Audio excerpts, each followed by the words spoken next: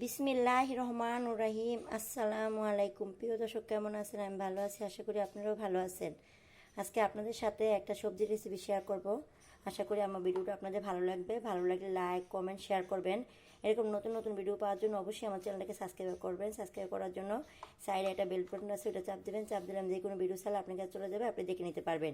এখানে কই তরকারি নিয়েছি, এটা আমরা কিন্তু কই বলি। এটাকে প্রথম ছিলতে হয়, ছিলে পরে ধুইতে হয়। নাহলে যদি আমরা কেটে এভাবে করে ধুই তাহলে এর ভিতরে কিন্তু অনেক পানি যায়, রান্না করতে সমস্যা হয়, শুধু পানি উঠতে থাকে। সবজি খাওয়া কিন্তু সবার জন্য উপকার। এখানে আমি আজকে সবজিটাকে একটু মজা করে ভাজি করব, তাই চিন্তা করলাম আপনাদের সাথে রেসিপিটা শেয়ার করি। এখানে 1 কেজি পরিমাণ কই নিয়েছি, আমার কইটাকে আমি ভাজি করব। এখানে 2টা ডিম নিয়েছি, আপনাদের সাথে একটা টিপস শেয়ার করি। এখানে ডিম, যখন আমরা ডিম দিয়ে কোনো রেসিপি করব, ডিমগুলো আগে এভাবে করে ভেঙে ডিমগুলো নিব, তাহলে ডিমগুলো পচা পাইলে কিন্তু ফেলে দেওয়া যায়।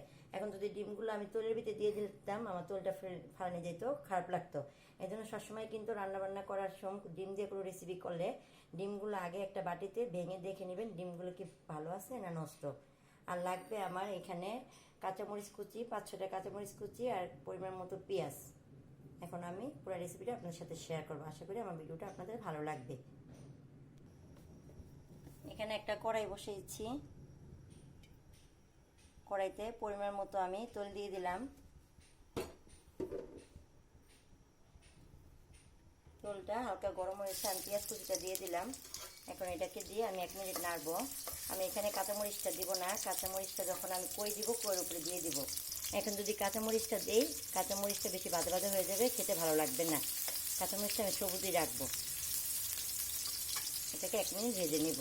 কাঁচামরিচ কুচিটা আমি কইয়ের উপরে দিয়ে দিয়েছি। খুব শর্ট সময়তে আমি ভিডিওটা দেখাবো আপনাদের, অল্প সময় লাগবে আমার কই ভাজিটা করতে। এখানে আমি এটা ভেজে নিয়েছি, এখানে আমি অল্প একটু লবণ দিব। এখন এখানে আমি 2টা ডিম দিব, লবণটা আমি পরবর্তীতে আরেকবার দিব। এখন যদি বেশি লবণ দিই ডিমের ভিতরে লবণটা চলে যাবে, এই জন্য আমি অল্প লবণ দিয়েছি। আমি এখন একটু নেড়ে নিব।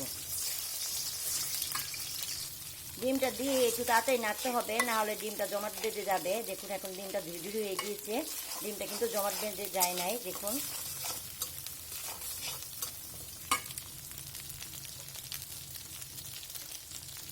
সবুজ জিনিস যেন সবুজই থাকে, এই জন্য আমি অল্প একটু পরিমাণ লবণ দিয়ে হলুদ দিয়ে দিলাম।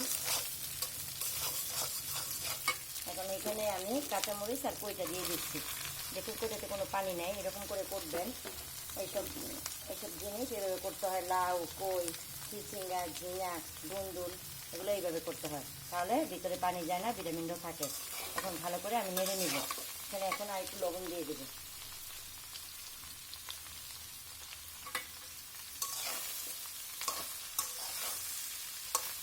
এখন ভালো করে এটা নেড়ে নিব, নেড়ে আমি 5 মিনিটের জন্য ঢেকে দিব।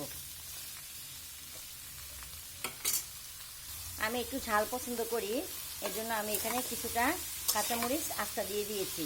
এই কাঁচামরিচটা সিদ্ধ ভাতের সাথে ডলে খেতে খুব ভালো লাগে। জালটা কমিয়ে দিব। প্রিয় দর্শক, দেখুন এই পর্যায়ে এরকম হয়েছে। এখন জালটা কমিয়ে দিয়েছি, কমিয়ে দিয়ে একটু ভাজা ভাজা করবো। দেখুন আলহামদুলিল্লাহ, একবার সবুজ জিনিসটা সবুজই আছে। সবুজ জিনিসে সবসময় হলুদ কম দিবেন। দেখুন আর 2 মিনিটের মতো লাগবে, আমি উঠিয়ে নিব। এটা পুরো সিদ্ধ করবেন না, একটু হালকা কাঁচা কাঁচা রাখবেন, খেতে মজা আর কিন্তু অনেক উপকার। প্রিয় দর্শক, আমার ভাজিটা হয়ে গিয়েছে। এখন আমি চুলাটা বন্ধ করে ভাজিটাকে পরিবেশন করে আপনাদের দেখাচ্ছি। দেখুন ভাজিটা আলহামদুলিল্লাহ কতটা সুন্দর হয়েছে, আর সবুজই আছে। দেখুন এখন ভাজিটা নামিয়ে নিব।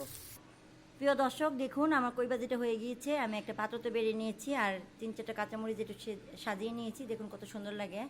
আলহামদুলিল্লাহ দেখতে যেমন সুন্দর, খেতে আলহামদুলিল্লাহ অনেক টেস্ট হয়েছে। আশা করি আমার ভিডিওটা আপনাদের ভালো লেগেছে। ভালো লাগলে লাইক, কমেন্ট, শেয়ার করবেন। আর এরকম কই দিয়ে ডিম দিয়ে ভাজি করে খেয়ে দেখবেন, আলহামদুলিল্লাহ অনেক টেস্ট হবে। টেস্ট হলে আমার ভিডিওটা বানানো সার্থক হবে। কালকে কোনো নতুন ভিডিও নিয়ে আসবো।